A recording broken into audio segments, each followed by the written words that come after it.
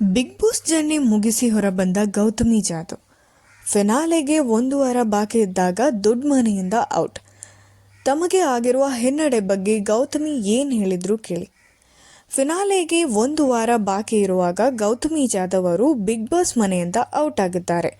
100ಕ್ಕೂ ಹೆಚ್ಚು ದಿನಗಳ ಕಾಲ ಬಿಗ್ ಬಾಸ್ ಮನೆಯಲ್ಲಿ ವೀಕ್ಷಕರನ್ನು ರಂಜಿಸಿರುವಲ್ಲಿ ಗೌತಮಿ ಯಶಸ್ವಿಯಾಗಿದ್ದರು.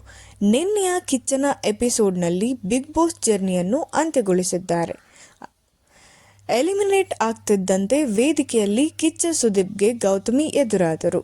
ಬರ್ತಿದ್ದಂತೆಯೇ ಸುದೀಪ್ ಎಲ್ಲಿ ತಪ್ಪು ಮಾಡಿದ್ರಿ ಎಂದು ಪ್ರಶ್ನೆ ಮಾಡಿದ್ದರು. ಅದಕ್ಕೆ ಉತ್ತರಿಸಿದ ಗೌತಮಿ, ತಪ್ಪು ನನ್ನ ವ್ಯಕ್ತಿತ್ವ ಅನ್ಸುತ್ತೆ. ಮೊದಲು ಬಿಗ್ ಬಾಸ್ ಶೋಗೆ ಬರ್ತೀರಾ ಎಂದು ಕೇಳಿದಾಗ ನಾನಾ ಎಂದು ಪ್ರಶ್ನೆ ಮಾಡಿದ್ದೆ. ಯಾಕಂದ್ರೆ ಹೊರಗಡೆ ಇರುವ ನನ್ನ ಪ್ರಪಂಚವೇ ಬೇರೆ ರೀತಿಯಲ್ಲಿತ್ತು. ಇಲ್ಲಿ ಪ್ರತಿಯೊಂದನ್ನು ನೋಡಿ ತಕ್ಷಣ ಪ್ರಶ್ನೆ ಮಾಡಬೇಕಾಗಿತ್ತು.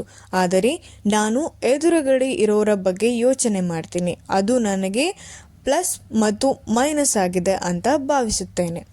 ನನ್ನಲ್ಲಿರುವ ಧನಾತ್ಮಕ ವಿಚಾರ ಇಲ್ಲಿಯವರೆಗೂ ಕರೆದುಕೊಂಡು ಬಂದಿದೆ. ಒಂದೇ ಒಂದು ಮೈನಸ್ನಿಂದ ಬಿಗ್ ಬಾಸ್ ಫಿನಾಲೆಗೆ ಹೋಗಲು ಸಾಧ್ಯವಾಗಲಿಲ್ಲ.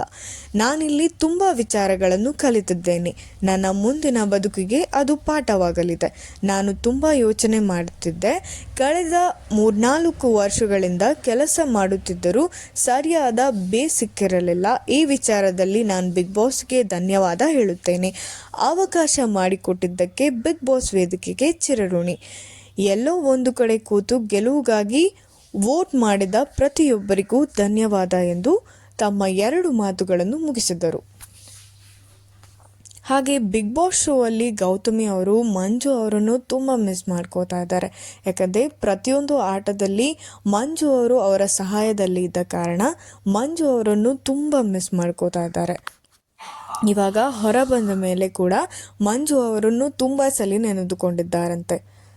ಹೌದು, ಯಾಕಂದರೆ ಮಂಜು ಅವರ ಗೆಳೆಯ ಬೆಂಗಾವಲಾಗಿ ಹಾಗೂ ಮಂಜು ಅವರು ಇವರಿಲ್ಲದೆ ಯಾವ ನಿರ್ಧಾರವನ್ನು ತೆಗೆದುಕೊಳ್ತಾ ಇರಲಿಲ್ಲ.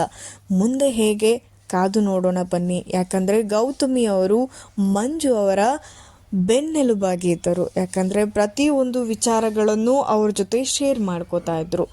ಇವಾಗ ಬಿಗ್ ಬಾಸ್ ಮನೆಯಲ್ಲಿ ತಾನು ಒಂಟಿಯಾಗಿರುವುದು ಖಚಿತವಾಗಿದೆ ಎಂದು ಮಂಜು ಅವರು ಭಾವಿಸಿದ್ದಾರೆ.